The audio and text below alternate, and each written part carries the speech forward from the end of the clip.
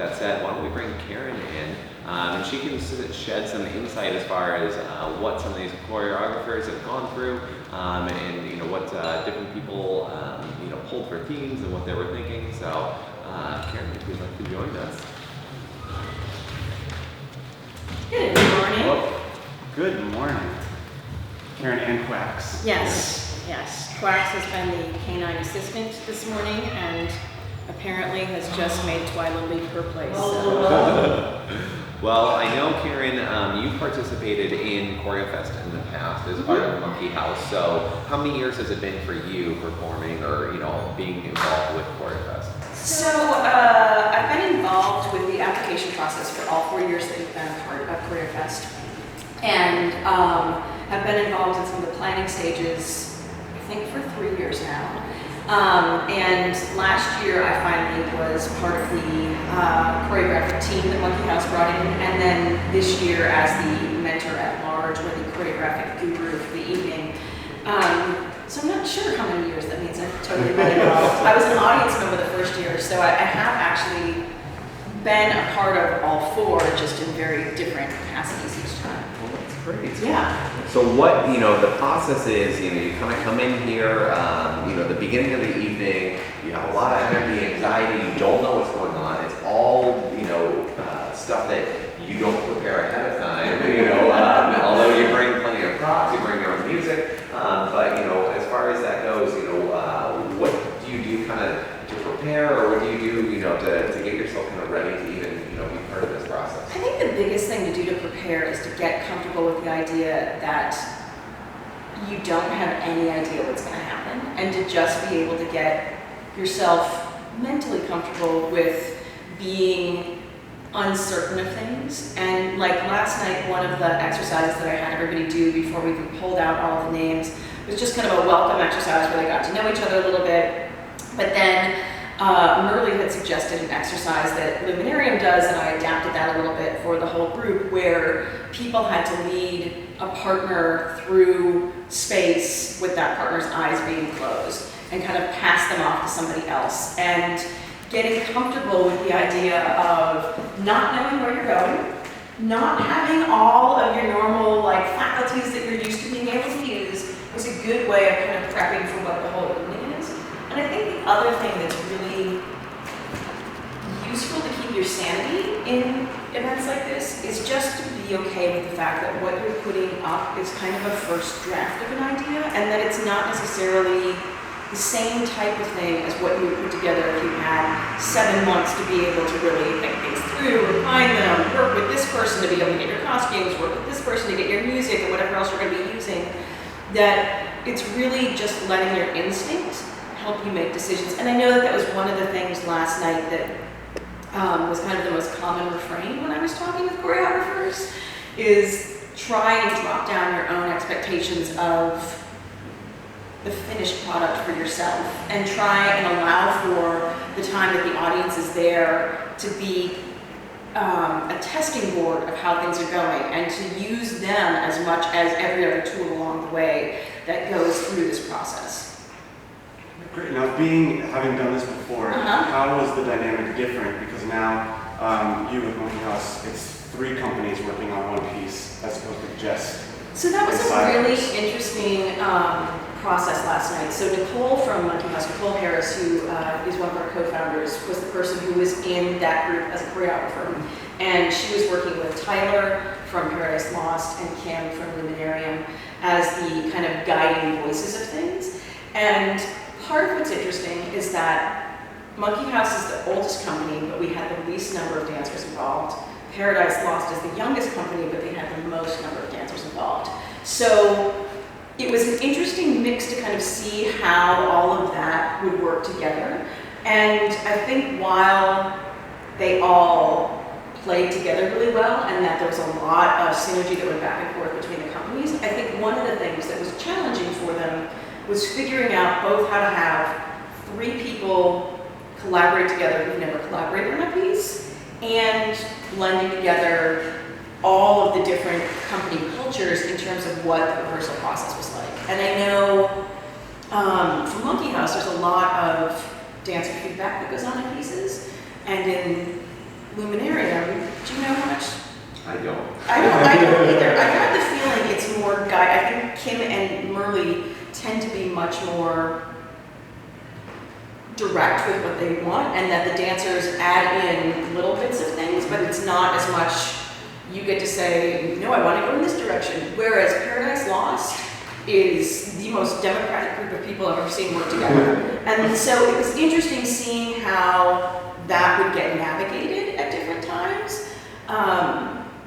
And I think part of what was really interesting last night was talking with different people about ways that this could grow into other projects that would share the three companies together. That I think everyone feels like the piece that they finally came to was exciting and interesting, but that there were a lot of places along the way where either dancers or different people within the choreographic mix felt like, wait a minute, there's another direction this could go, or wait a minute, this could go this way. That I think was interesting that they were able to wrangle that into something that actually became productive, because it had the potential, and I will tell you, there were many moments before we got here where it was like, what have we allowed ourselves to get into?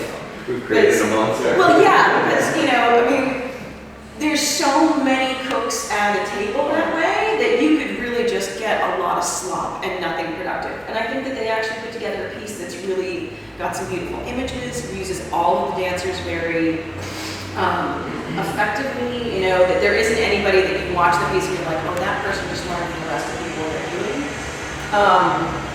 So it'll be interesting to kind of see how this allows to be, again, a launch pad for a whole lot of other ideas, rather than this is the epic moment where all three companies collaborate beautifully and bring together all of the different elements into one thing. Because I think that there's a little bit of the culture of how Paradise Lost worked that kind of dominated the way that the culture of how things went back and forth. And I know that that was a little bit challenging for, I think, both Kim and Nicole to kind of get used to of having quite that much feedback, but I think it worked itself out well.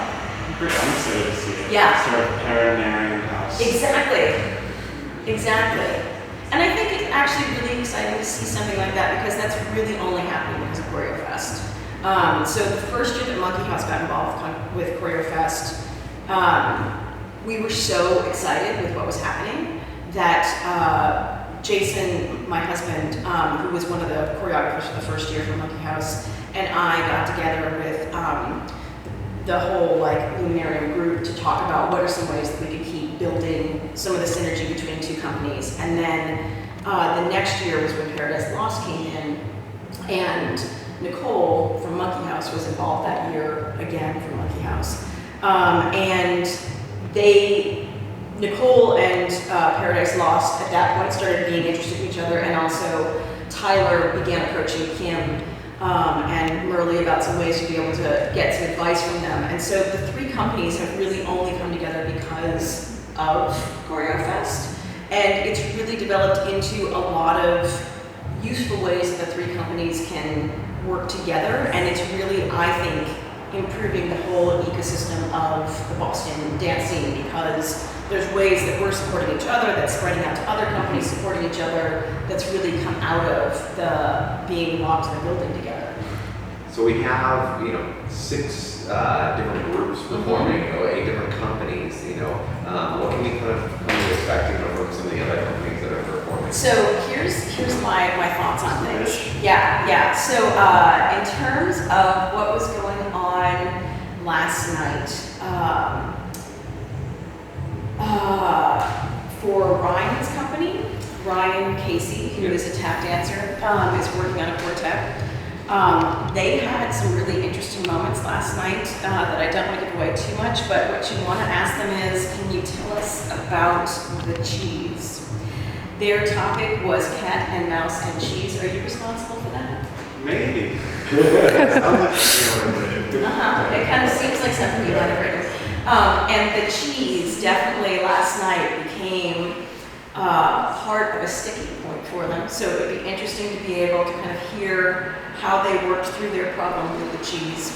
I know that Jess, and now I'm blanking on the other one's name. Jennifer. Jess and Jennifer are working with student loans, and when I first came in to watch them, It took me a second to process that was the theme. yes, Wow, yes. juggling all of this. Yeah, no, so they were working with student loans as their theme, and one of the things that was really interesting when I first went in to watch them is they were super excited to bring a dance in a way that's totally infectious, but that then became the challenge of like, how do you talk about the 3 words they put up on the mirror for themselves to keep in mind were drowning, desperation, and I think overwhelmed. And I was like, but you guys seem so happy. They were very excited when they pulled that thing. They were very, very excited. And they've come up with some great movement. I mean, really, really great movement, but then they had some great ideas on how to be able to not give up the energy that they had and still be able to work in that direction, which was interesting. The Paranarium House words were Trek and Backstage Pass, and they did some really great work in their process of having all of the dancers write out a journey, and that became kind of one of their starting points for a section of choreography, were all of these pieces of paper that were lined along the side of the room. And I know that was a really interesting moment. I have no idea what it was about because I did not actually go and read all of them. But they picked it up and there was this discussion that went on like, is this for real? Did this really happen? Does anybody know if this is real or if this is fiction?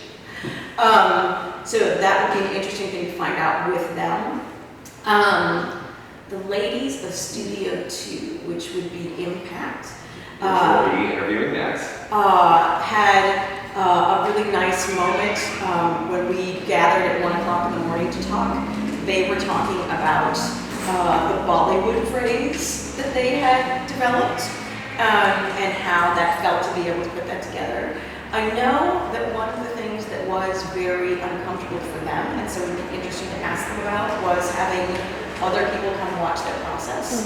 That felt to them to be much more uncomfortable than I think they were even aware of until in the middle of the night. It was suddenly, okay, people from the studio and this studio are going to get together. That felt very much like, we're not ready to have that. So it'll be interesting to talk with them about that.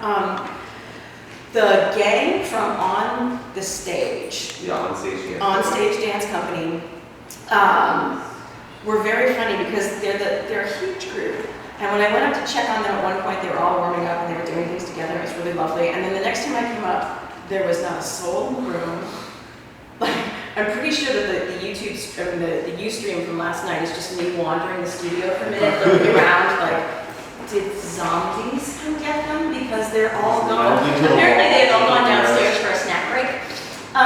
So their piece is the one that I have almost no information about, but I know that one of the things they were talking about last night was how to stay true to the idea of the theme and yet stay going with what instinct had kind of led them to. That tension of, we've got this theme, we want to make sure that we're not totally stepping away from the assignment, but at the same time, we've got work that's been coming together. Particularly, it sounded like there were some very funny things that were starting to happen. How do we keep developing in what would be a way that makes sense for our ideas and yet not feel like we're disrespectful to the idea of the themes? And that was, a big part of this each year is how much of the theme do you let dictate what happens and how do you let that just be the springboard for what comes out of there. And I know that for a lot of people, that tension becomes very debilitating around 4 o'clock in the morning. So I think it'll be curious to see kind of how different companies have negotiated around that topic. And then finally, Nicole and the Freedom Dancers. What were they working on last night? Give me a second. They had a really great section of stuff. Wait a minute. Now I might have confused 2 people. We've also been up all night. I know, I have been, and my brain is getting a little bit fried, so wait a minute. So they were in Studio 2 last night, and when I come in, they were doing a really great writing exercise on the mirrors that the dancers had dry erase markers that they were writing, and so when you came in, they were all standing in front of it. There were all these words in front of them. I was really hoping that there would be a way that we could incorporate incorporate that, but I know Yeah. like for a show like this you can't. But it was a really beautiful image of themselves standing with bits of the way the light was reflecting back onto them, the words from the mirror, and everything that they were kind of sketching out that way. They did a lot of prep work where Nicole would leave the studio, give them some time, and then come back in, which I think showed a lot of trust between choreographer and dancers, and also a lot of cohesiveness between how the dancers were able to work, that it wasn't, when you would walk by the studio, there wasn't arguing, there wasn't fighting, but a lot of it when I came in was very theoretical. So again, I have not seen a lot of what their actual movement vocabulary is. Well, that'll be interesting to chat with them about. Exactly. So Karen, if people wanted to check you out or check, Monkeyhouse out, how might they go about doing that?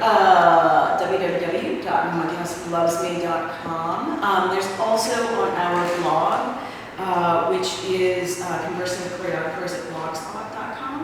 We have done interviews with all the choreographers from tonight and interviews from years past with some of the ChoreoFest participants. So anybody who's interested in that as a kind of secondary source of getting information about the companies can go there. Well, thank you, Karen. Thank you. Yeah, Absolutely. And the Beast and I will now go get some breakfast. it was great to hear, some of those insights as far as, what was going on, throughout the process last night. And then it gives us a nice blueprint of what to expect from our guests. Yeah, so speaking of our other guests, we have from Impact Dance, Megan and Brett. You guys would like to come over here and join us? Yep, and if you have any questions, you can tweet using the hashtag ChoreoFest or 24HRFest. Or if you're watching the live stream, you can just leave a comment or question in the chat.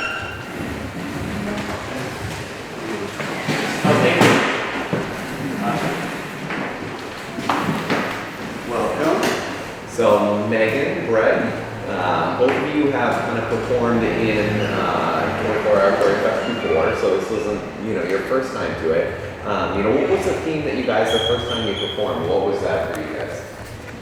As a process, I feel like we got things done a lot quicker the first year we did it, 2 years ago. Yeah. And time seemed to take forever to get to morning. And whereas last night I feel like we were like, oh, it's 2 a.m., it's 4 a.m., we need to, what do you think? I absolutely agree with you. It was interesting because last year there was a lot more of the members of our company. So I think Megan is so used to working with really large numbers that having a piece of instrumental music and then having a very abstract theme, I think it was like in and out in barriers, and she was able to just create a piece literally in and out from a barrier and be as abstract as possible. Where this year was a little bit different because she went a completely different route. So I think being okay with being literal and also like really trying to stick to the theme was. What was your theme this year? We had two last time too. So the first one was War Never Ends. Okay. And then the second one was I Don't Get Paid Enough for This. So, and my goal kind of going into this was to have a humorous piece, because I feel like we do a lot of serious emotional stuff, so that was my goal. And then of course we pulled War Never Ends, and I'm like, oh Jesus, really? Like the most serious thing. Yeah. So we were trying to brainstorm with the dancers, trying to come up with a way that didn't have to be about war, like soldiers, countries against countries, that. So then we went and did I Don't Get Paid Enough for This. And all of us are dance teachers and dancers, so that's always a common theme that we have to work all these other jobs to make our true passion happen. And that's kind of something that people will say like, oh, well, I don't get paid enough for this, I don't want to do this. So we kind of went that route, and with that saying was our constant war that never ends. And then it turned into one of the dancers being asleep, and then she wakes up and goes through this crazy dream, one of those like anxiety dreams that would never happen, and you wake up but it felt real and you're like, what happened? To kind of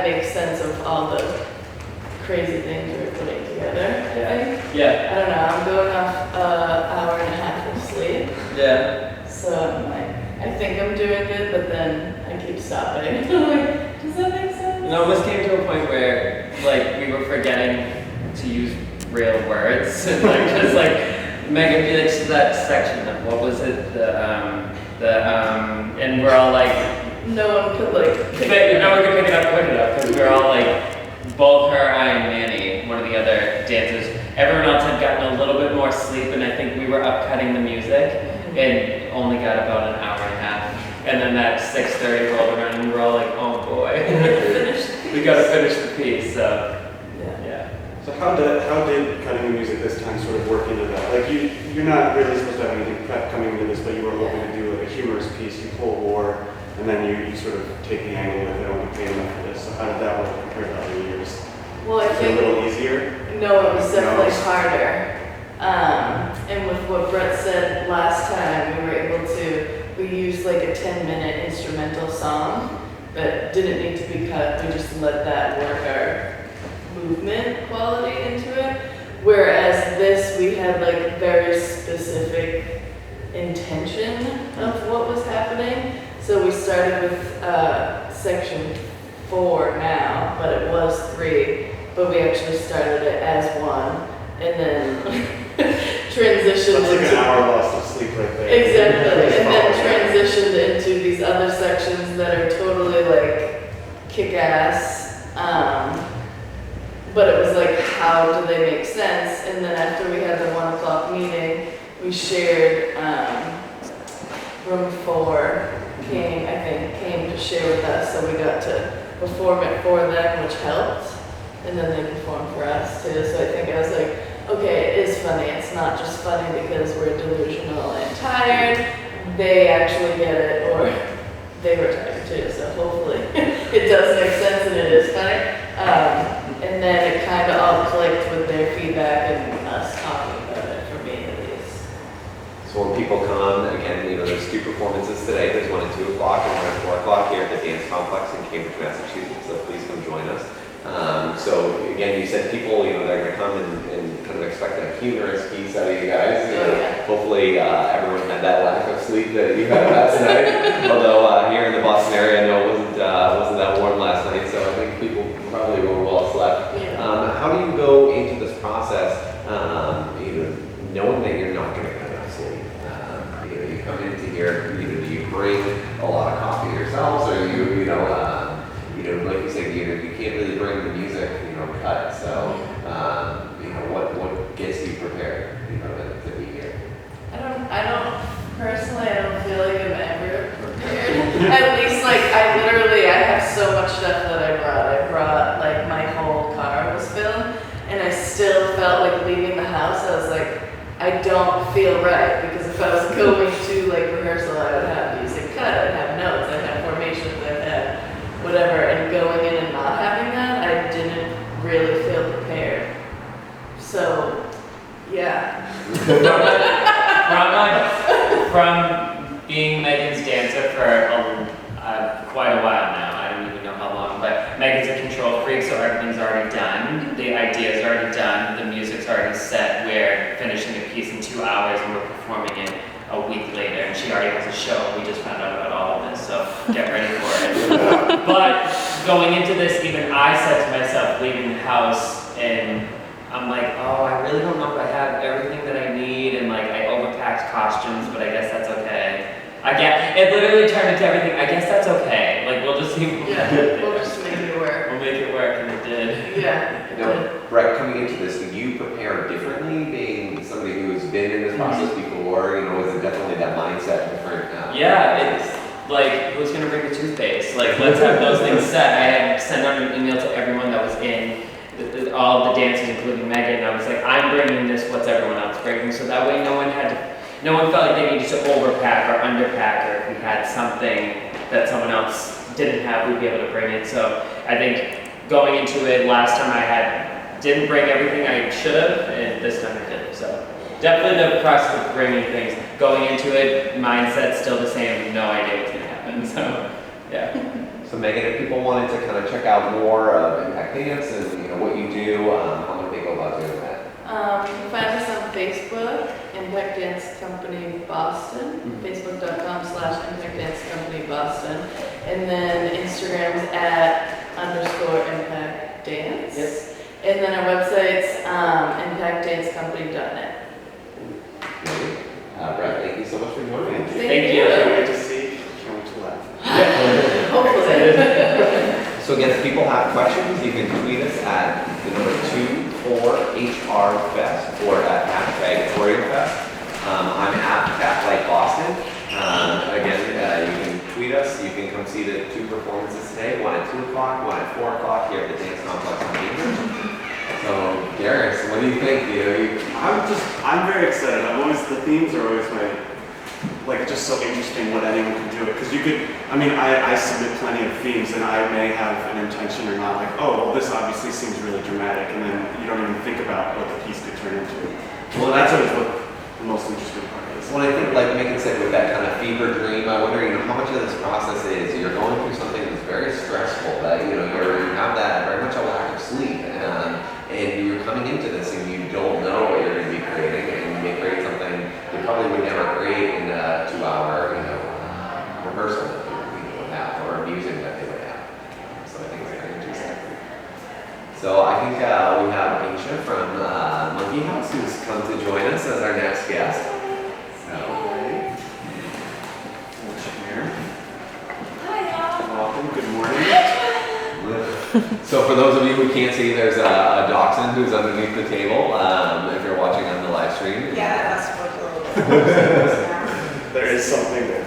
So I'm going to be horribly rude, but does Backlight Boston have an Instagram handle? I don't believe we do. I think we're just on Twitter. So Great. you can follow us on Twitter again at Backlight Boston or at Luminarium Dance. But yes, we do not have an Instagram. That's fine. I'm Instagramming right now a picture of this because that's the kind of person I am. This is what I've been doing all night. So Aisha, you performed, as part of, the 24-hour ChoreoFest in the past. What was kind of this experience this year? What made it different for you? What, kind of what insight can you share? So last year, last year we weren't a super group. We were just Monkeyhouse and friends. Oh, look at that. That makes more sense. Last year we were just Monkeyhouse and friends, and that was super fun. But it was different than this year. We didn't have as much collaboration. Last year because Karen was sort of running the show in terms of building the choreography. So we would muddle about in the corners, dancers, and Karen would give us ideas, and Nicole would give us ideas. And then we'd play with them, and we'd build something, and then Karen and Nicole would throw other things at us, and we'd build some stuff. So that was pretty different than this year. We still did the throwing ideas around and building a lot of stuff, but because we had 3 choreographers and 11, I don't know if that number's right, and between 10 and 11 bodies, dancers, who also would try to generate material and build ideas, there was a lot more discussion and collaboration, and there was also a lot more moments where we had a lot of ideas and then we needed to editorialize them basically to go through and be like, okay, well, these things make sense and these things are awesome, but we don't know where they fit, and maybe that means they don't this time. Whereas last year, Karen and Nicole made a lot of those decisions by themselves. This year, it was a lot more of everyone being aware of those changes as they were happening. So you pulled, the first theme that you pulled was Shrek, correct? Yes. So, when you pulled that theme, as a group, the super group, the first time, at, 24-hour ChoreoFest, that they put 3 different, dance companies together, kind of what was that, the thought behind that as far as, you pulled this theme and are you happy with it? Are you not happy? So, Nicole, and it was really funny actually, because Kim was holding the hat. It wasn't a hat, it was a plastic container. But Kim was holding the bowl of ideas, and I do like that bowl of ideas. the bowl of ideas, and Tyler drew two, and then Nicole picked one. So it was funny to watch them go from like all the ideas, some of the ideas, just one idea. I think there was this moment of like track that I could see like Nicole and Tyler like instantly like look at each other and like the wheels were going like right away. They were trying to figure out right from the get-go like, okay, we could work with this. And then we made a joke about how it's going to be sled dogs in Alaska, and we are going to a Backstreet Boys concert? Is that a joke? I don't know, because we pulled this, then we pulled the second thing. And that sort of changed the tone. I don't remember what I was saying. Backstage Pass. Backstage Pass. Both of those ended up featuring really heavily how we built the piece. So what made you kind of decide to pull that second theme? Because I know a lot of the companies necessarily don't decide to pull the second theme. Was it something about Trek that you guys didn't like, or was it just the idea of, well, if we pull something that's super awesome this next time, we'll we can get rid of this one that we're maybe mediocre on. I think they wanted more, because we could have gone with just Trek, but So with two themes that are just more collaborative to be able to work with. yeah, I think that was, such a super group. yeah, with the number of people that we had and 3 choreographers, we could have done a lot with Trek by itself, but I think there was definitely some like, we could use slightly more direction than this. And when we pulled Backstage Pass, I think there was a brief discussion, do we keep both? That I wasn't privy to, but I could sort of see it happening across the room. And I think that ultimately, from my perspective, having 2 prompts had a lot more meat available to it to work with. So you're the only dancer as part of Monkeyhouse performing this year. From that perspective, what did Monkeyhouse, how do you guys decide who necessarily comes to perform the pieces? And, as part of 24-hour ChoreoFest, or is it just, kind of volunteers, and what made you want to come back? Well, first of all, Monkeyhouse loves Luminarium. We love you guys. We love you guys so much. We'd come back and do anything for y'all anytime. We also really love Paradise Lost. So anytime that we get to collaborate, we're like way on board. Some of our best musings that we do as Monkeyhouse are idea collaborative generating playtime is when we've got members of Luminarium and Paradise Lost together. So I think that this year there was definitely oh yeah, we are gonna do this, and we're gonna do it with these guys. The reason I'm the only dancer is simply a scheduling kind of a thing, and that's usually how it goes for Monkeyhouse. If we lead a lot of lives, very, very different lives. We have a lot going on at any given time. So last year we lucked out. I think ChoreoFest was slightly earlier.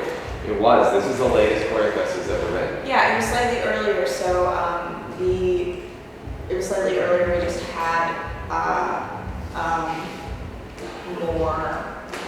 just had more people who were available.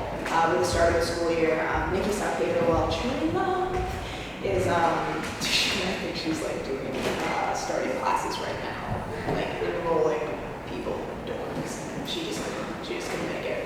So that was sad. It's really a matter of who's available, and this year it was me and Karen and Holman that sort of it. Thank you, Aisha, so much for joining us. Thank you for having me. Can't wait to see. You guys still are getting more excited. Yeah, I mean, we're only a couple hours away. Again, 2 performances today, one at 2 o'clock, one at 4 o'clock here at the Dance Complex in Cambridge. You can tweet to us at 24-hour HR Fest or at #ChoreoFest. We're at Backlight Boston. Darius, again, you have your own video series that you do. Oh yeah, you can check out at drinkcityvideos.com, or you can follow us on Twitter at drinkcityvideos, also on Instagram, drinkcityvideos, and let us know. We'll be posting things during the show as well. Oh yeah, you guys definitely do Backlight Boston to shame with how many videos that you guys put out. So the humor abounds, in your videos. So, and I know you've called me on a couple times on there. So I'll be making an appearance. Yeah. Stay tuned. I'm sorry, okay, bye. Bye. So we have, there's a number of different themes that people have kind of chosen. We've definitely seen that, some people, chose to kind of go with one theme, or when they pulled two, what do you think people are thinking? I should mention that, there might not be enough meat behind that. I know some of the themes, and we'll talk to Ryan P. Casey later, he pulled the theme Juno, and he just, from my understanding, wasn't happy with it. And, is it something that, I know you submit a number of different themes. So yeah, I submit, so I just sort of have like a train of thought, and I just go. And a lot of times in that batch, I feel like I happen to maybe submit something that's like too literal that even I can't really interpret, but I still do it, just to see if there's a struggle or see what someone could do with it.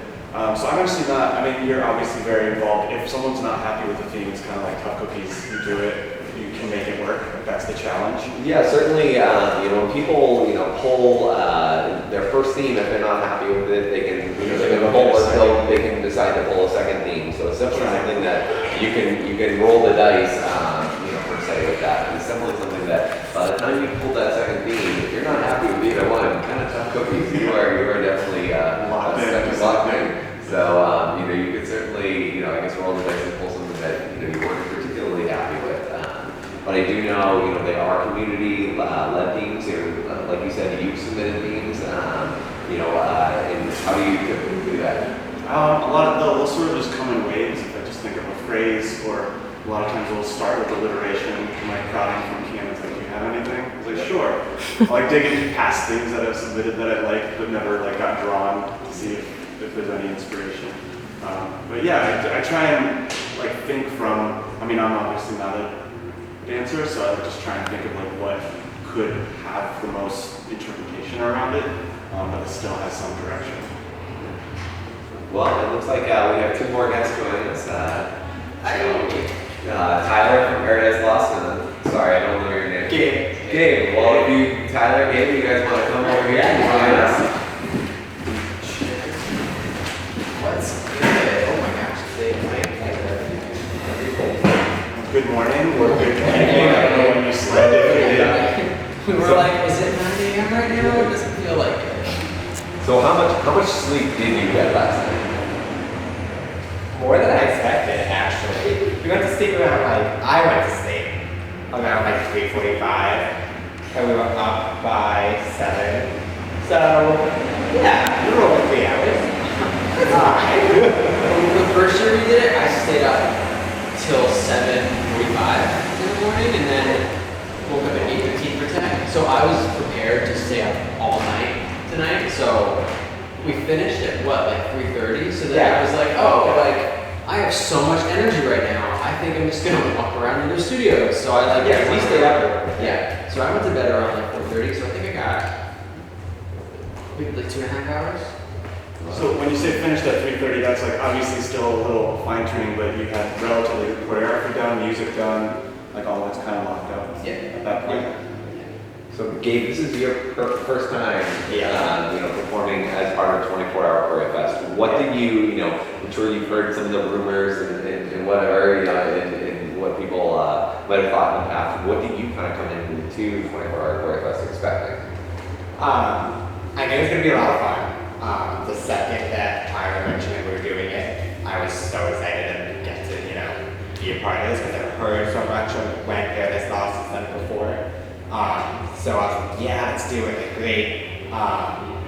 And then as yesterday afternoon, I was reading over Tyler's been out this whole long email of hack this, hack that, bring all your bed stuff, bring food, bring water, this is a big thing. I had a moment of, what am I doing here? What's But yeah, I kind of really went into it not really knowing what to expect, especially throwing in, us collaborating with Monkeyhouse and Luminarium.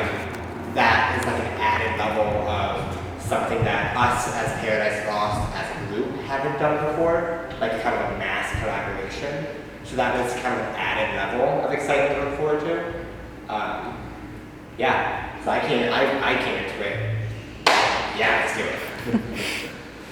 So you were, obviously very excited. You go through those exercises at the beginning with Karen, and then, obviously the super group of, Luminarium Dance, Monkeyhouse, Paradise Lost, you pull your first theme and it's Trek. What are you thinking? Obviously, Paradise Lost, the way you guys choreograph is a little different than, Monkeyhouse and Luminarium. So, do you have a little more input as far as, how that choreographic process goes, or, what were you thinking? Well, we as Paradise Lost, we work very collaboratively. Almost 100% of our work stems from complete collaboration, whether it be through improv or through, do exercises where different people take turns building on a phrase, kind of a thing. And so, kind of coming into this, one of our challenges is how do we adapt our process and make that work with the process of not only just one of the companies, but two, you know what I mean? And I do think that the companies were well enough represented that no one process took over and took control, which was really nice to see, and something I did kind of worry a little bit about. I do think the companies, the individual voices of the three companies were very much heard and worked with throughout the whole process, including when, the theme was first drawn and, Tyler, you talked to Kim and Nicole and decided, okay, we're gonna draw another one. And really, like from that first decision, that collaboration kind of carried through the whole process, which is really great to see.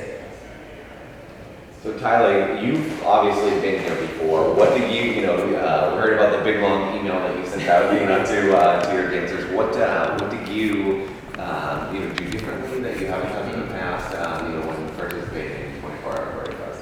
So this time around, I think I was really focused on how we were going to begin this. So I knew that I wanted to come in, and I even told Kim and Nicole, I really would love to lead like the beginning warm up, like really build the ensemble and structure improv around whatever we get. Because I think that people fall under three categories. I think you're either a beginner, you're a middler, or you're an ender.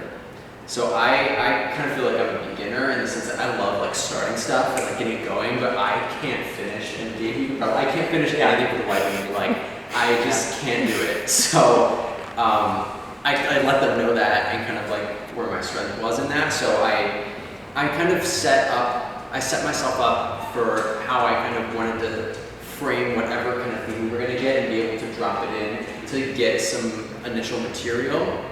And then I also kind of had to prepare myself for the collaboration in a sense. Like I've been pretty focused on like making sure that to check in with Monkeyhouse, with Luminarium, and making sure that all the voices were heard. So I wanted to have that collaboration definitely be a part of what our process was going to be. And I was also prepared for a lesson. So I was really expecting to stay up all night. And I also, the first year we did it, I made the music. And of course, stupid me, I was like, I'm going to do it again. So I was making the music kind of as we were choreographing it, and I finished that pretty early on too, which was like shocking. So I'm gonna be playing it live as we're dancing. So that also kind of sped everything up a little bit. So I prepared myself for how I was gonna make the music with it as well.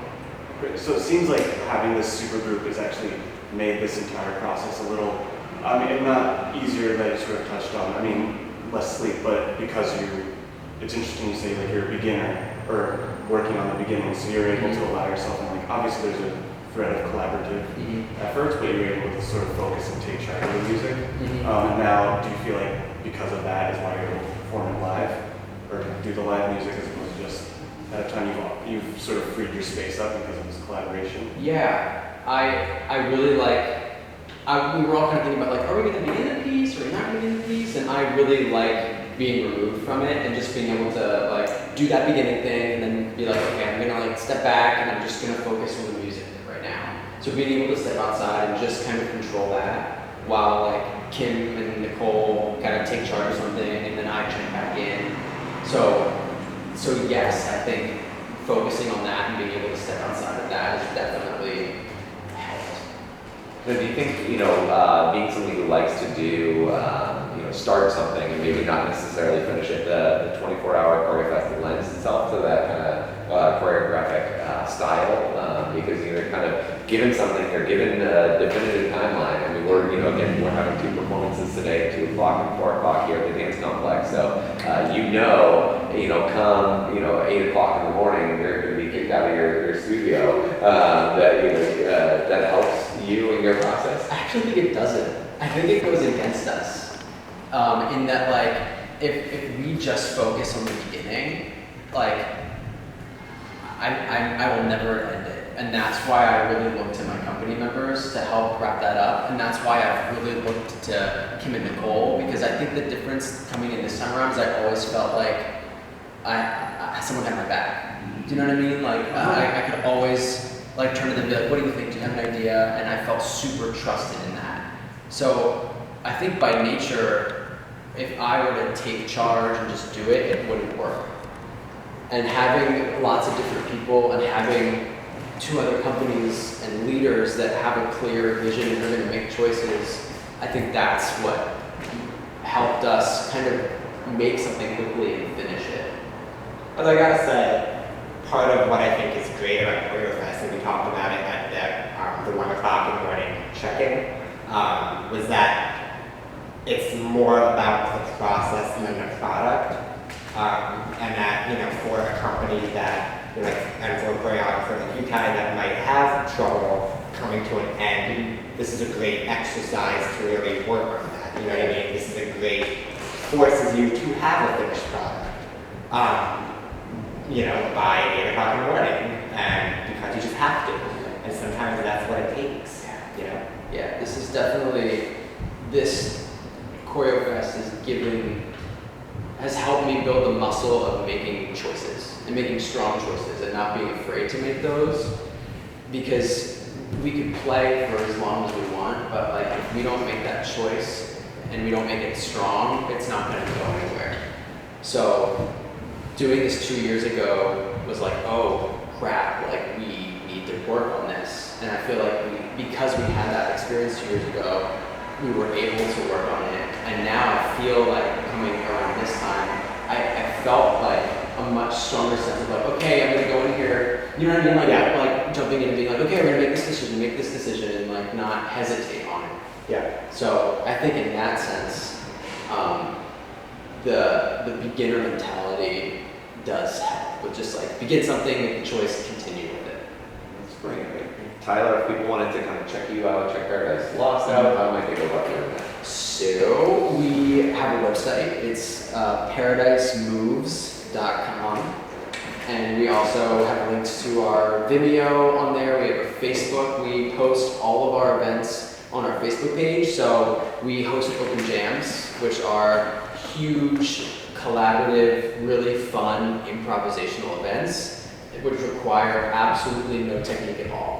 In fact, we encourage people who have no dance experience at all to come, because it's literally just about like sense of play and having fun.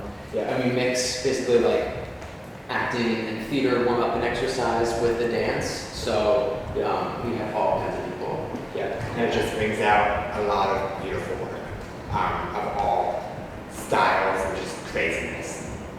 Yeah. Tyler, Gabe, thank you so much for joining Yeah, us. thank you. I'm looking forward to seeing the piece. Yeah. Great too. Well, again, there's 2 performances today, one at 2 o'clock and one at 4 o'clock here at the Dance Complex. If people would like to follow us, we're at Backlight Boston. You can tweet to us with the hashtag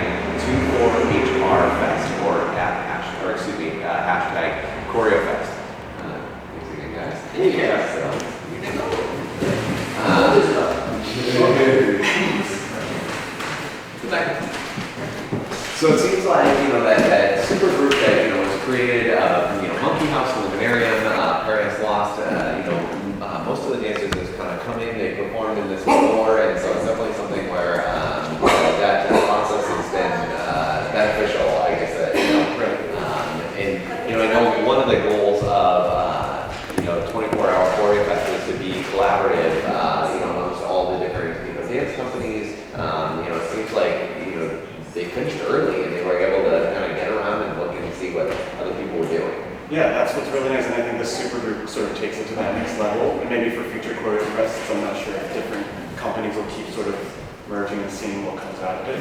It's sort of like another high level, like what ChoreoFest is all about. And I like that they said it's not necessarily about the product, it's about the process. So I'm interested in like if companies take things that they've learned or seen from other companies in terms of how to get started or how to inspire a piece and see how that goes forward. Well, and definitely, with 24-hour ChoreoFest, I think it's,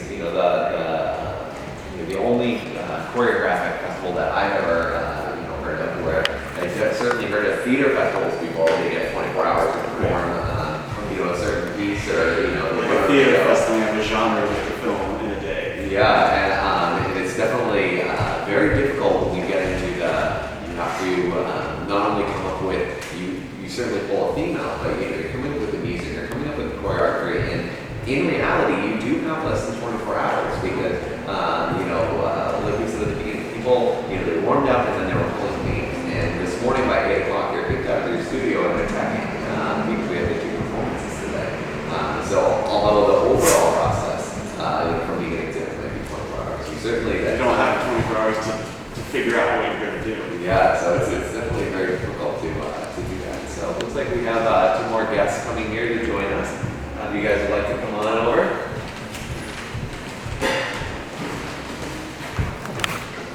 You want to introduce yourselves? Kelly. Okay. Jen. We are the directors of OnStage Dance Company. Thanks so much for joining us. Thanks for having us. So you began this process, and this is the first year for you guys? Yes. So what did you kind of come in and you were expecting, when, not knowing what 24-hour ChoreoFest would be like? I feel like we came in with not many expectations, sort of like ready to be thrown in. I don't know if you came in expecting. Yeah, I mean, we've never done a process like this, I guess, with like a time limit. We've collaborated before, but not in, you're going to put on a show in less than 24 hours. So more of like, oh, we can just pick up where we left off, but this is like, go, go, go, go. So I think that was part of it that I wasn't, I knew, but you don't know until you're like in it, so. Is that part of why you wanted to be a part of this process, having your first year? Like what sort of drug you being part of ChoreoFest? It's definitely something different for our company. Typically, we have choreographers that will choreograph pieces In advance. Yeah, in advance for their dancers of all different styles and levels. But this was a chance for us to like actually get together and like in the process together, and all starting like fresh, not one person coming in with an idea. We actually all got an idea kind of forced on us, and we had to go with it. So. Well, speaking of which, what do you guys pull first? Oh goodness. We pulled the schnozberries taste like schnozberries. And what was your thought? I mean, you pull the schnozberry pull, it's like Well, schnozberries. I immediately tried to throw it away and pick another one. Just kidding. Yeah. I didn't actually get the reference right away. I just was like, I don't even know what this word means. So no. Yeah. I immediately was like, I don't know what to do with this. Darius, is that what I don't you think so. I was wondering, who is that crazy person?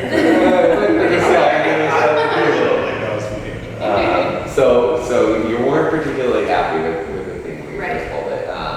So you decided to pull a second theme, and Yeah. having pulled the first one and not being too happy, are you pinning all your hopes on the second one? We or do you actually know didn't that? even touch the second one. Wow. Now, what did you pull? Well, what was it? Brick in the wall. Wow. Yeah. But it was funny because we were all standing at different parts of like this big circle. So I think my brain, because I knew schnozberries, the quote, so my brain was started to go, and I was like, all right. But I don't think yours did, and some of our other members, I'm not sure. And then brick in the wall, like immediately we were like, whoa, I see that very like, a lot of like group stuff where you're like supporting and like, because one brick's gone. So that idea, I feel like we almost threw around immediately, but we were intrigued by schnozberries more. And I'm like, wait a minute. And then we talked about Willy Wonka for a long time. A very long time. Yeah. Looked at quotes and like, Yeah. I think and then we just started going that direction, which I think was And more. brick in the wall didn't even Yeah. factor in Never at all. resurfaced. Yeah. So people see a piece about schnozberries. inspiration. People certainly can look forward to that. So when did you finally finish putting your piece together? You know, when, you know, is it kind of evolving now? I mean, obviously you've been kicked out of your studio at this point, so, you know, was it, you know, 3 o'clock in the morning, 4 o'clock in the morning, what? We went to bed at 4:30, and our goal was not to go to bed until we essentially finished it. We still had like bits and pieces and transitions and stuff, but pretty much had most of it, I would say. And then woke up at Rolled up six- from that at 6:30 and tried to What did we just do? clean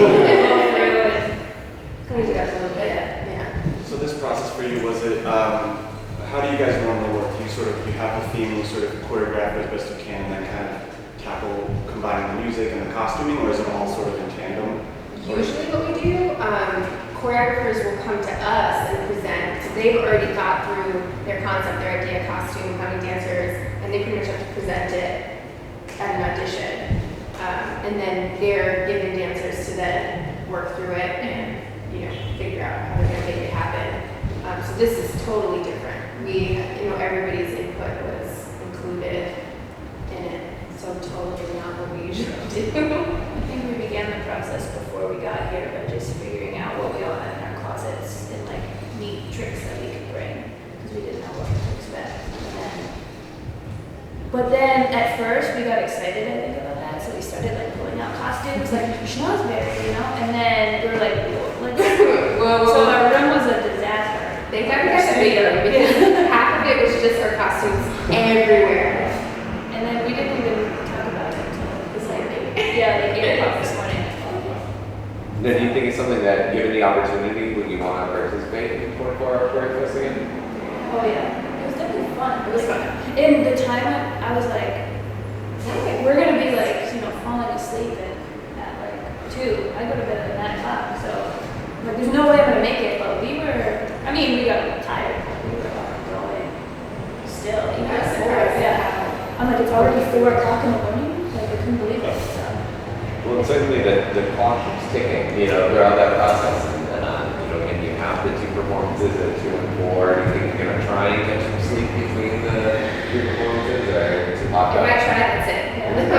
I'll see you Give me tomorrow. your Yeah, slip of the clock. I'll be done, yeah. Should have incorporated it in. Yeah. Especially with the 2-hour piece, or 2 hours of sleep, you know, that you have, it'll be, you know, very difficult, like you said, once you get your head is kind of horizontal, then that's the, Yeah, we just all From now until 6 6 p.m. Yeah. And then we'll go to sleep. Well, thank you guys so much, Jen. Thank you for joining us. If people wanted to kind of check out OnStage Dance Company or check out you guys, how might they go about doing that? You can go to our website, onstagedanceco.com, or Facebook, Twitter, Instagram, all the social medias. Thanks so much. Thank you. very much.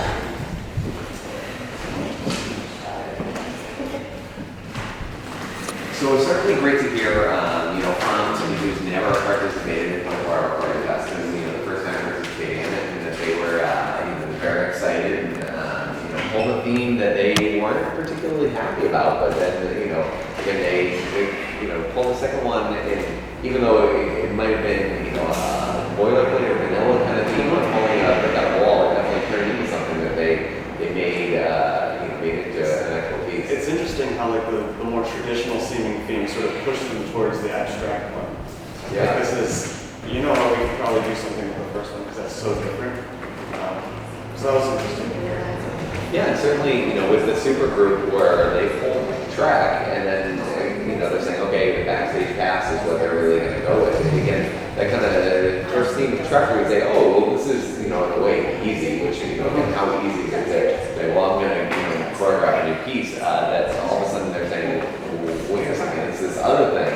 You know, so for people who might be interested in, you know, submitting themes in the future, that might be some sort of insight as far as what you might want to do when submitting a theme.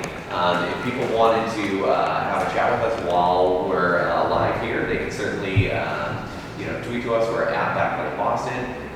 We're also using the hashtags 24HRFest, the 24-hour fest, or hashtag ChoreoFest. Again, I'm Russell dances today. Here, one at 2 o'clock and one at 4 o'clock. And it looks like we have Jess and the Cupcake dancers here. Cupcake and Muffin dance to join us. So, Jess and Jennifer.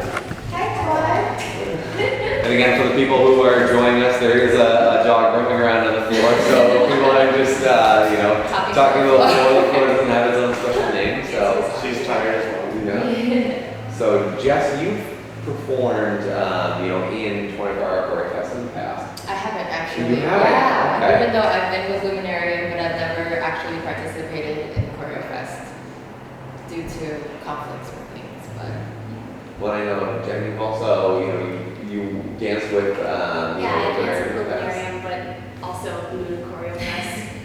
So what was this process like as, new to ChoreoFest? Obviously, you've been dancing, for years. What, do you kind of come in expecting from this process? when we were like a couple of days leading up to this, I always told her I was very nervous about this whole process because we have such a limited time to actually produce choreography. So that was my main concern. But we know we're so comfortable with making things happen, but just the time crunch was making me really nervous. But she was like, I'm not nervous at all. We can do this. It's totally fine. Yeah, So I'm like, there's that difference in us. I was too excited for this.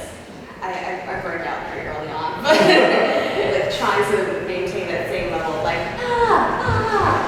for days leading up to the actual festival. So,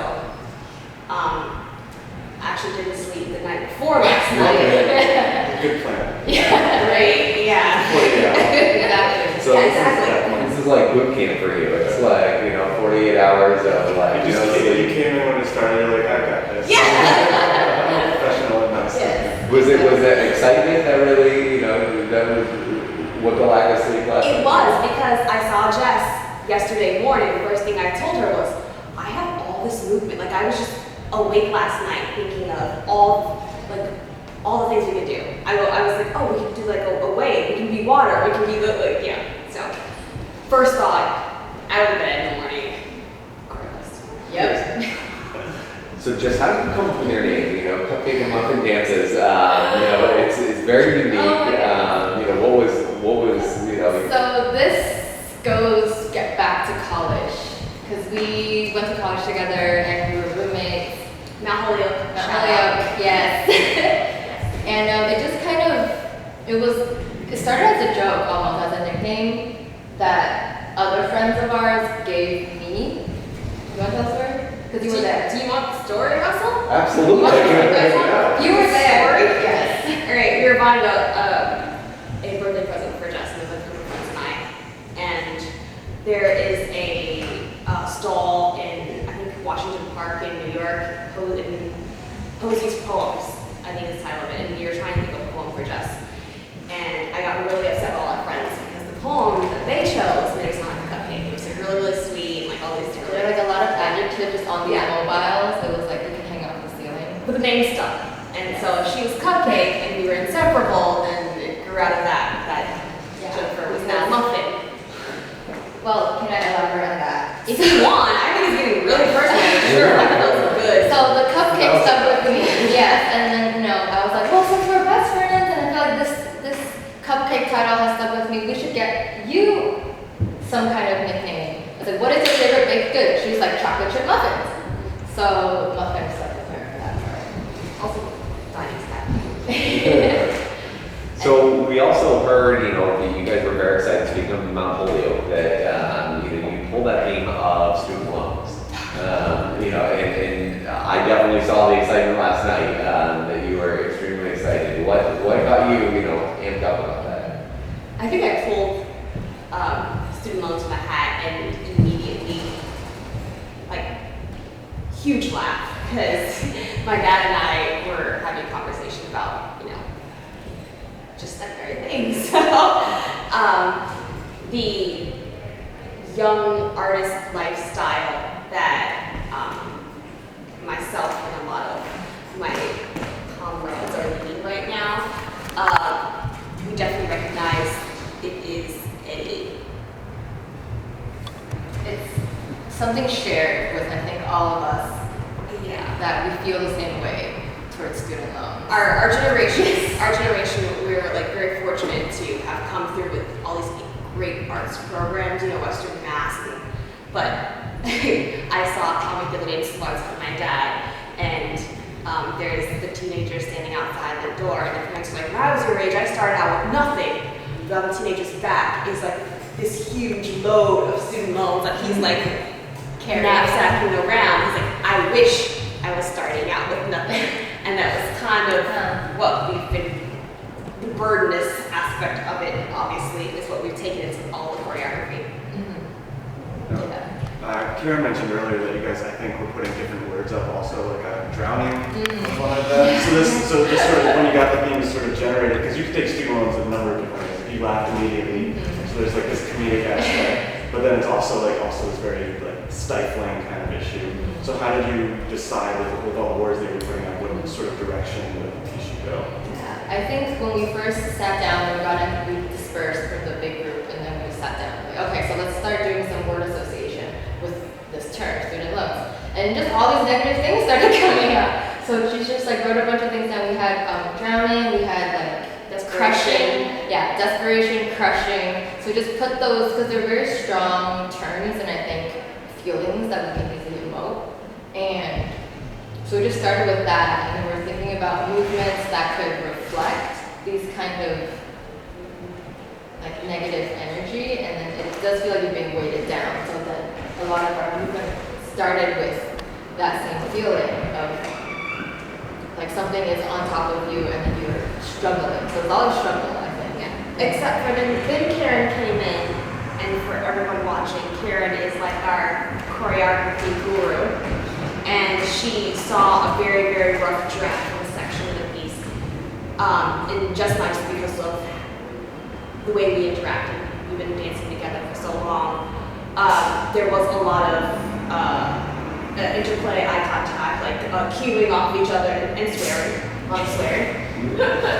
And Karen said that she was enjoying that candid interaction. Yeah, and she said that she almost wished that could be grown into the piece. Now I'm going to say this because I was an excellent idea at the time, and we actually walked into the studio saying that one of the challenges for ourselves was to kind of connect with our comedic, there's a manic aspect to it. There's a very, Karen used the word naive, like, oh, college and arts degrees, and yes, until you have the paper. Like there are many ways we could include all those things.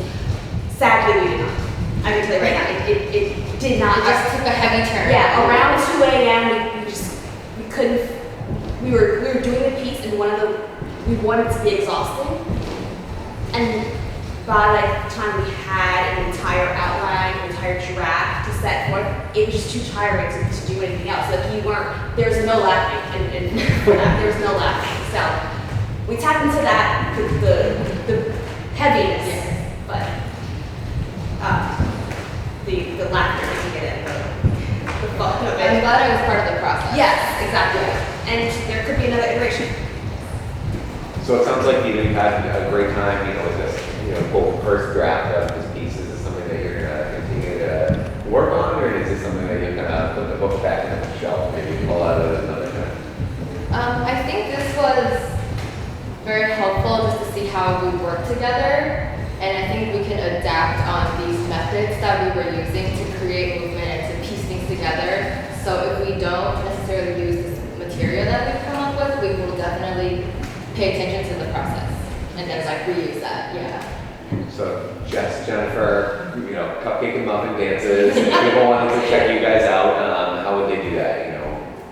This is our first project choreographing together, so we haven't established any kind of Facebook page or website. We've always just been two separate dancers, and it's our first time really coming together. But we have jobs now, so I guess there will be a platform coming soon. Yes.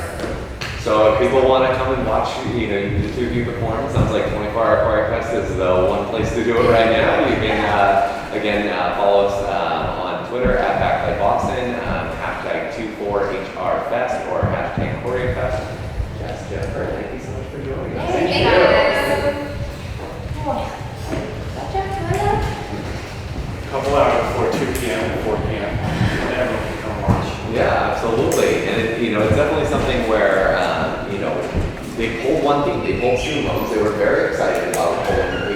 they didn't even think about following a second one. You know, and they're also the only duet to be performing, you know, this year as part of 24-hour ChoreoFest. So, you know, we have all different dance styles, all different, you know, sizes of dance companies, you know, the super company obviously being involved. So there's definitely something for whoever would like to see, you know, here part of 24-hour ChoreoFest. And it's great. It's interesting that they both have worked in Luminarium dances and have those sort of their own thing coming into ChoreoFest, so they're well aware that it exists and somewhat of the process for them to sort of dive in. Awesome. Yeah. Well, we got our next guest here. You want to come join us over here at the table? Well, your choice of chair. Yeah, whichever, blue, black, whichever one they Take one that's not going to disturb you. So you want to introduce yourself? I'm Ryan, and I'm the photographer for ChoreoFest this year, and for the past 2 years as well. So Ryan, you've obviously, you know, coming into this again, you know, you've all but 1 year of 24-hour ChoreoFest you've been involved. You know, and you're taking pictures, you're getting to see, you know, all these different groups. This year, what was different, you know, for you coming into it?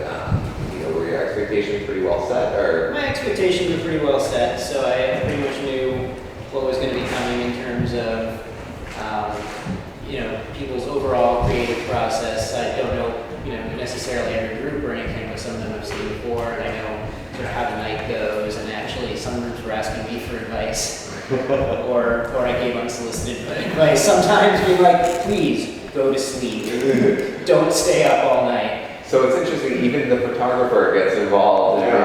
Oh yeah. So, as the photographer, Brandon, you haven't necessarily seen the final product that you've been taking all the photos, but what do you find more interesting, I guess, in terms of taking these pictures? Is it the initial sort of getting the themes? Is it while they're working together, or once the piece is sort of towards its end? I like to see it all come together at the end. It's actually very interesting because as you hop into the different studios over the course of the night, you can see themes develop, and you never know if they're going to show up or where they're going to show up in the finished piece. So it's very interesting to see everything just mesh together and see where it's going to go. Yeah, sort of fly on the wall. You've been popping in, you may be taking pictures of different movements or, you know, phrasings of music that don't end up in the final product at all. Exactly. It's only documented right here. Yeah. Yeah. Yeah, and then sometimes you hear discussions going on, and you're not even taking pictures because people are just sitting around in a circle eating food and talking, and then, but you see where that comes in sometimes, and it's interesting, because then you know a little bit of backstory. So, you know, is there anything this year that people should really be looking out for, or you know, what gets you excited, you know, this year about 24-hour ChoreoFest? Well, I think the 3-company supergroup is kind of an interesting collaboration this year, so that should be pretty exciting. It's going to be a huge performance group, and I think it's going to be pretty cool from what I've seen. Is that difficult for you? I know, you know, in the past you had, you know, Impact Dance who brought a huge group, you know, to try and. Last time it was enormous. Yeah, to try and photograph something like that, where it's just enormous, the group. You know, now you have the super group with, you know, I believe 12 different dancers that are involved. Yeah, I'm in not it. even sure how many. Yeah, it's a lot. So is it difficult to try and, you know, photograph a group like that versus, you know, Cupcake and Muffin, or you just have a duet? You know, we've had duets from Monkeyhouse. Well, it depends on the group. Many large groups will have certain dancers active at any one time, and not generally have everyone being very active. So you can often pick out a few people to work with, and if it's an entire group, sometimes you just have to step back and photograph everyone, or maybe you can still focus in on a few that are representative. So it really depends on what kind of movements they're doing, what you want to focus on and bring out.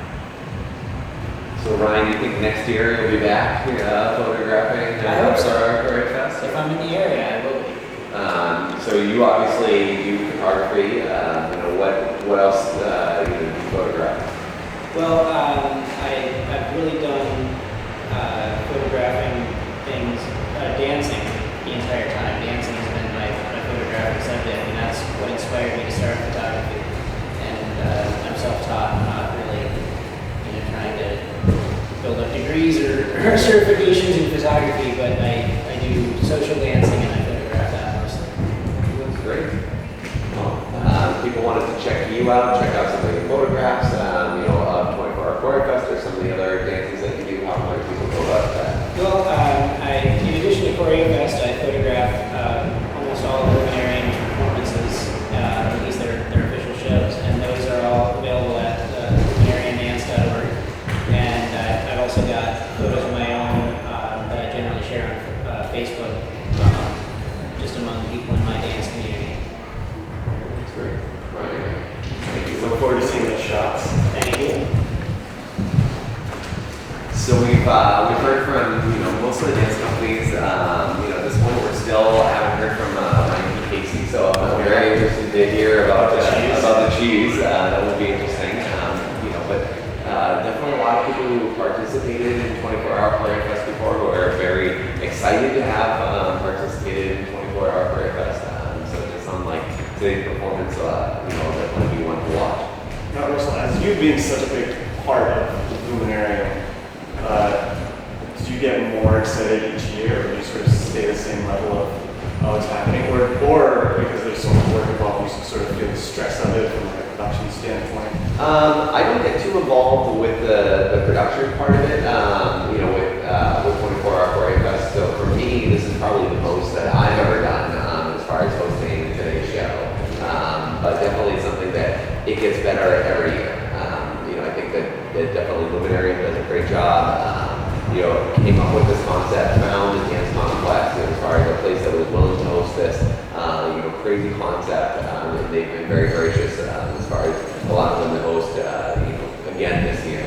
And hopefully that will continue in the future. So it's definitely something that, you know, I get excited about it, you know, every year because it's very different. And I think it's one of the least expensive performances you could go to and see so many different dance companies and just get an idea of what you like, you know. And I think for people who maybe don't know what type of art or what type of dance that they might want to see, it's definitely something that is worth checking out for people to see that.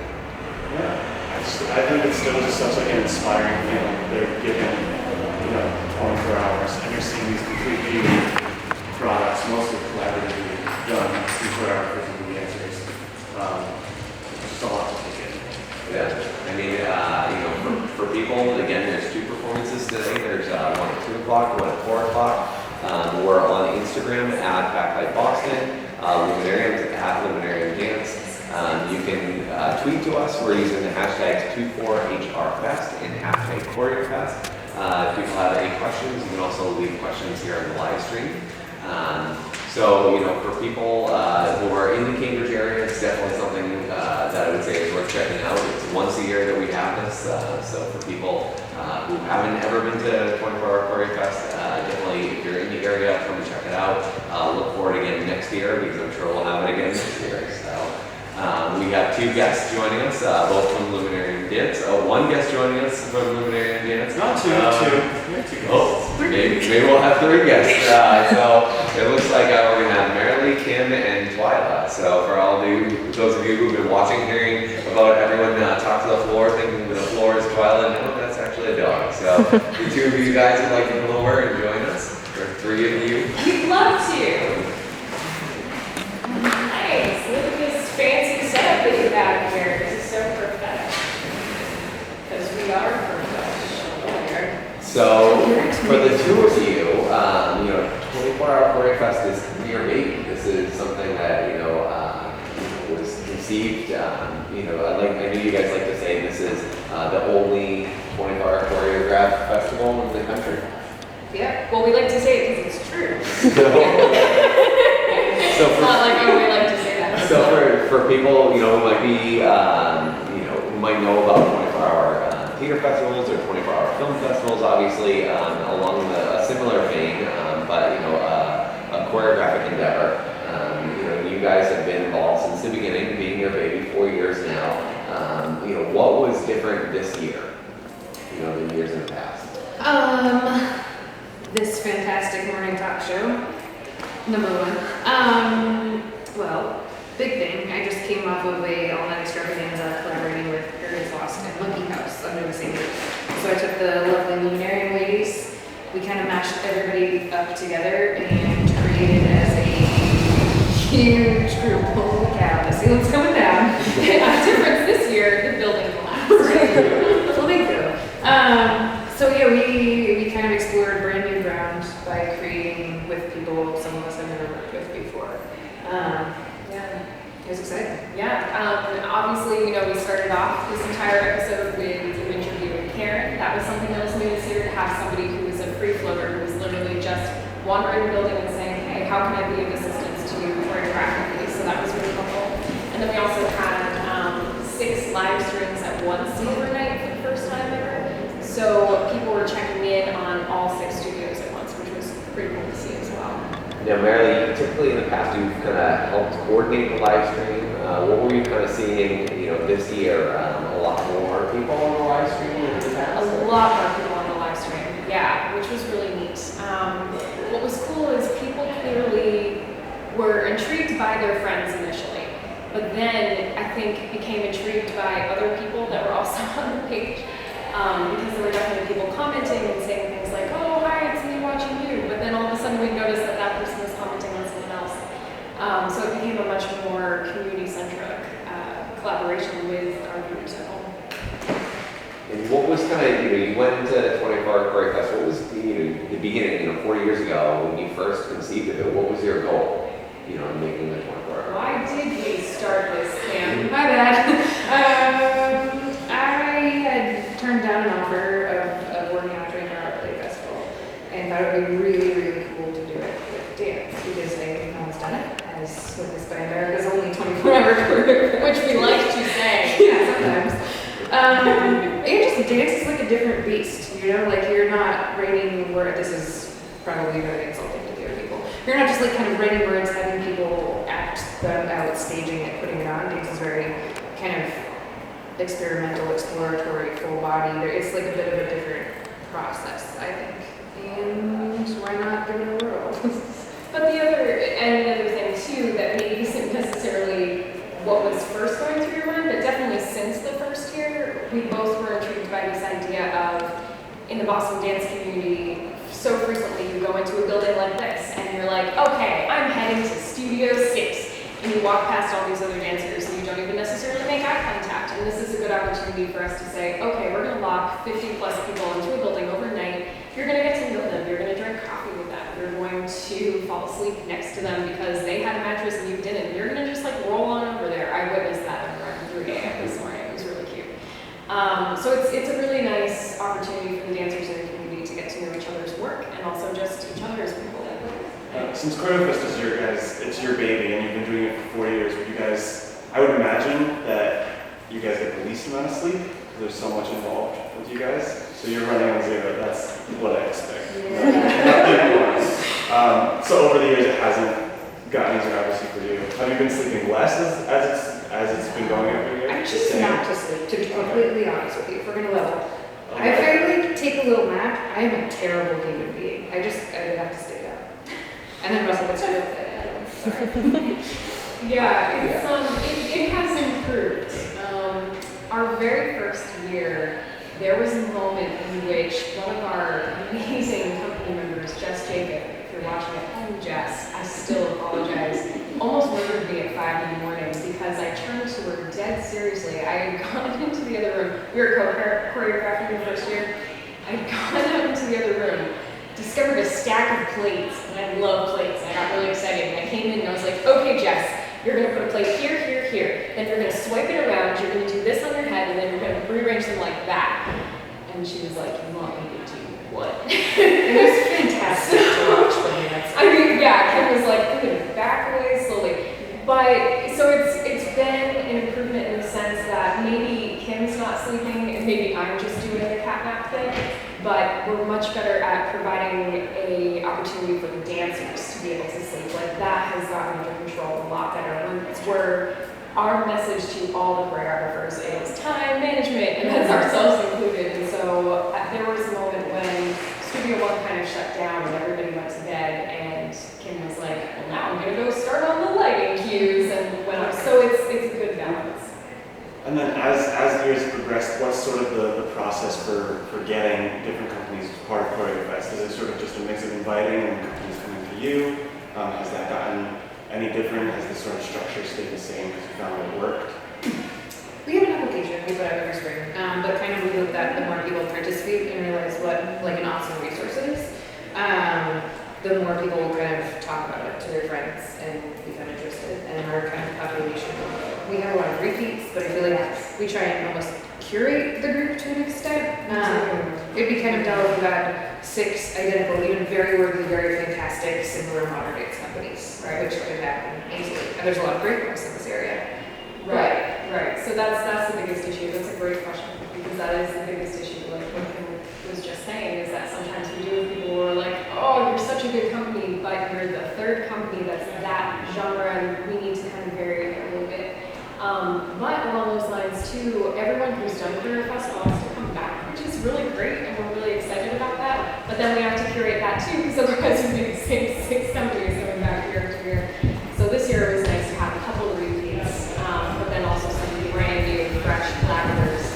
And solution for next year, Choreo Week. We see exactly how far it's going to be pushed. Yeah, well, we'll go over. So for ChoreoFest, if people wanted to kind of learn more about ChoreoFest and the application process, what it's going to be like for 2016, Luminarium Dance, how your upcoming show, Spectral, how might people check you guys out? Just cramming everything in. Okay, our upcoming show, Spectral, we'll jump to that first. It's going to be amazing. Yeah. It's like that is our season baby. We have lots of babies. We produce a lot of children. That's a baby. Yeah, so Spectral will be October 27, 29, 30, and 31 at the Multicultural Arts Center in Cambridge, and it's our big kind of theatrical production. It's just us. We also have this year, only because it's our big 5-year anniversary, we have a show on December 17th at Oberon, celebrating 5 years, and bringing back people like Jess Jacob to do the plate piece. Just kidding. But in terms of ChoreoFest, go to luminariumdance.org. There's an entire page devoted to ChoreoFest so that you can see examples of behind the scenes from past years. You can see stuff like this. You can reach out to us at any point during the year and ask about it. We're happy to sit and chat with you to see if it's right for you. Sign up for our e-newsletter, follow us on social media. Come maybe like next April, it'll be everywhere. Call for artists. Yeah, bribe us with cookies. Yeah. Well, Kim and Merli, thank you so much for joining us. We look forward to seeing your piece today at 2 o'clock and 4 o'clock. Yeah, thanks. Thank you for hosting. Yeah. Thanks, guys. Well, we'd like to thank JP Licks, Concord Tea Cakes, and Trader Joe's for the generous donations. For people who would like to continue the conversation, we're at Backlight Boston. You can also find us on Twitter using the hashtag 24HRFest or hashtag ChoreoFest.